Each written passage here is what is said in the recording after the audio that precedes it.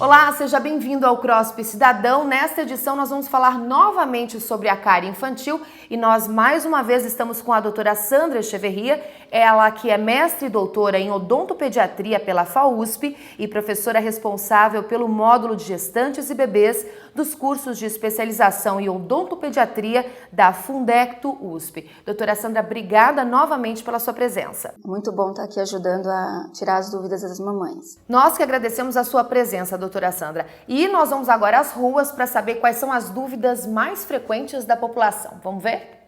O neném da minha irmã ainda não tem dentinhos. Qual a maneira certa de cuidar da saúde bucal do bebê?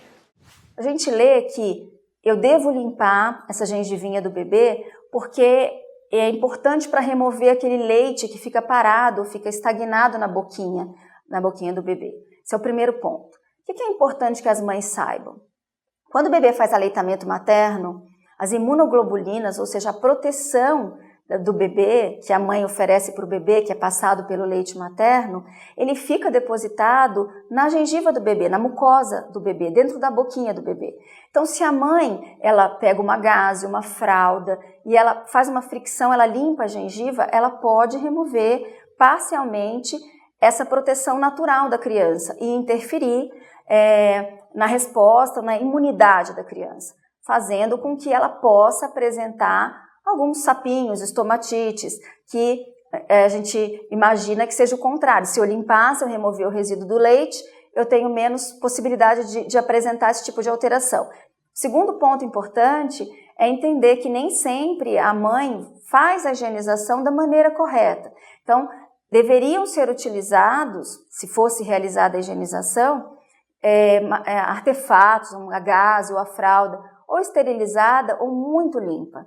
Se a mãe não utiliza um objeto muito limpo, ela pode introduzir também algumas bactérias de fora da boca do bebê para dentro da cavidade bucal do bebê. E isso, de novo, pode fazer com que a criança tenha uma possibilidade maior de ter novas manifestações na boca, sapinho, estomatite, tudo mais.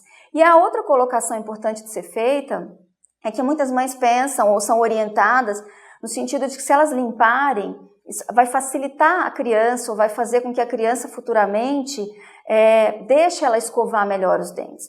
Não há nenhum tipo de recomendação, nenhum tipo de trabalho que comprove isso. Então, o que hoje a gente tem, embora seja muito pouco na literatura, mostra ou caminha no sentido de que não há necessidade de se fazer essa limpeza. Doutora Sandra, agora a gente tem uma dúvida que veio através do site do CROSP, que está no seu vídeo. Inclusive, se você quiser mandar dúvidas e sugestões, aí está o site na sua tela. Essa mãe tem um filho de 2 anos que reclama de escovar os dentes. Ela quer saber como ela faz para cuidar da saúde bucal dele, mesmo ele reclamando de escovar os dentes. A criança, ela não vai cooperar com a mãe. Ela não vai abrir a boca, ela não vai ficar com a boquinha aberta por muito tempo para que a mãe consiga limpar todos os dentes. Então, a gente costuma orientar a mãe nessa limpeza e muitas vezes a orientação que nós damos é de segurar a criança, de fazer o que a gente chama de estabilização protetora, de contenção, segurar braço, segurar a perna e fazer uma higienização mesmo com a criança chorando. Então, existem formas disso ser feito. O que a gente espera é que até 3 anos essa criança dê trabalho para escovar, isso é o normal, então não seria diferente. Mas para isso a mãe precisa também ir ao dentista, para que o dentista possa orientar qual é a posição mais adequada, a forma mais adequada de segurar a criança. A criança não tem essa capacidade de limpeza, quem tem que limpar são os pais, eles são responsáveis por essa higienização. O que os pais podem fazer para facilitar, para favorecer que a criança facilite essa limpeza é mostrar para a criança que ela também escova. A mãe é o principal modelo que a criança tem. Então, quando a mãe vai escovar, ela dá uma escovinha para a criança brincar, porque a gente diz que é uma brincadeira, a criança vai percebendo que a mãe também escova, vai introduzindo a escova na boca, e aí ela começa já a se habituar um pouquinho com essa higienização. Interessante, doutora. Vamos para mais uma dúvida da população? Vamos ver? Depois que começam a nascer os dentes permanentes da criança, precisa de algum cuidado especial na escovação? Cada período da vida da criança, desde que ela nasce, essa questão de limpar a gengivinha ou não, até a partir do momento em que nasce o primeiro dente, existem recomendações que são específicas de cada momento. Então, é muito importante que a mãe procure o dentista para que ele possa orientá-la corretamente em cada fase, cada etapa da vida da criança, para que ela escove da forma correta, da forma adequada. Para vocês terem uma ideia, tem muitas pessoas que acreditam que não precisa escovar o dente de leite, não precisa tratar o dente de leite, porque afinal de contas, ele é um dente que vai cair mesmo, né? Então não há necessidade de nós nos preocuparmos com ele. Então eu aproveito essa pergunta justamente para colocar que a escovação desde cedo ela é extremamente importante para que a gente cuide dos dentes de leite, porque se eu não cuidar dos dentes de leite, além de eu poder ter um processo grave, uma doença grave sistêmica, porque os dentes, a boca, ela está dentro do corpo do paciente, ela não anda sozinha, da criança, ela não anda sozinha. Então, qualquer infecção, qualquer problema, qualquer alteração que eu tenha na boca vai repercutir na saúde geral da criança. O dente permanente e o dente de leite, eles estão em contato muito próximo. Então, enquanto a criança está com o dentinho de leite na boca, a mãe não está vendo, mas o dente permanente está encaixado lá no osso, bem em cima da raiz do dente de leite. Então, se essa criança não tratar, tiver qualquer infecção nesse dente, o primeiro que vai sofrer as consequências é o dente permanente.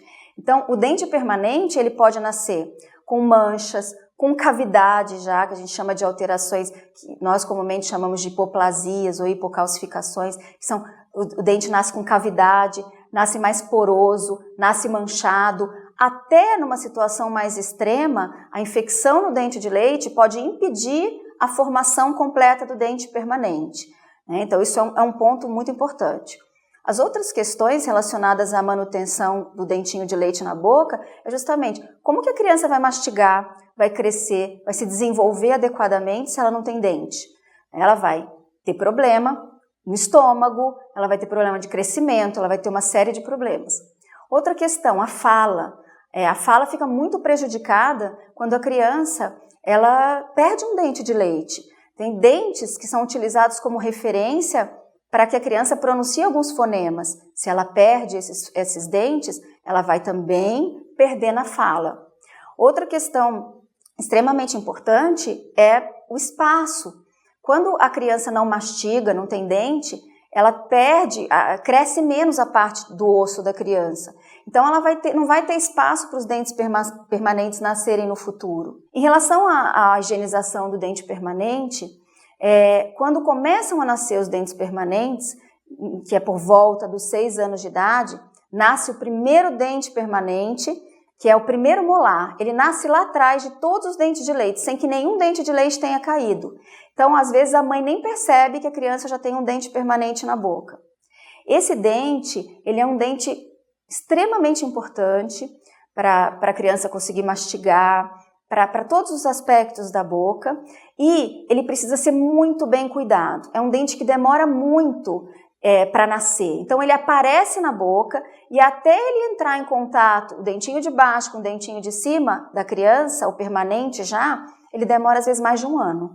E, se nós imaginarmos, ele fica embaixo de todos os outros dentes de leite. Os dentes de leite estão num plano, num nível, e aquele dente está mais baixo. Se eu fizer uma escovação normal, a escova de dente normal, ela não vai conseguir acessar aquele dente lá no fundo, principalmente enquanto ele ainda não entrou em contato, o dente de baixo com o de cima. Então, existem técnicas que o dentista ensina para a mãe para fazer o que a gente chama de uma higienização direcionada para o dente permanente que está nascendo.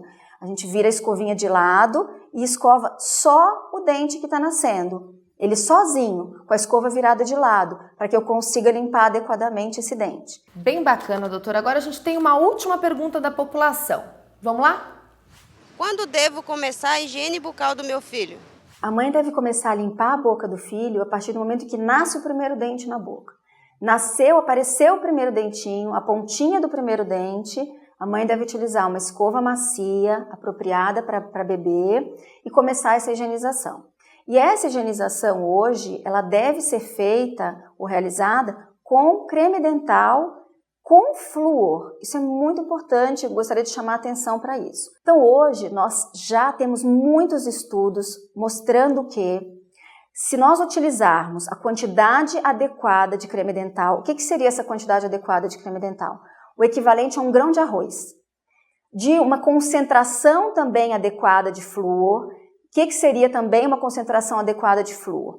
A partir de 1000 ppm de flúor. Então, a mãe, quando for escolher o creme dental, ela deve olhar sempre atrás do tubo do creme dental e escolher um que tem a partir de 1000 ppm, a concentração de flúor a partir de 1000 ppm, porque é esse que hoje nós consideramos que tem um efeito importante para auxiliar na questão relacionada à lesão de cárie, ou seja, ele é um fator de proteção para que a criança não tenha cárie, ou tenha menos risco de ter a lesão de cárie. Doutora Sandra, muito obrigada mais uma vez pela sua participação. A doutora Sandra Echeverria tirou todas as dúvidas sobre saúde bucal infantil. Se você tiver dúvidas e sugestões e quiser participar do CROSP Cidadão, basta acessar o site que está na sua tela. Até a próxima!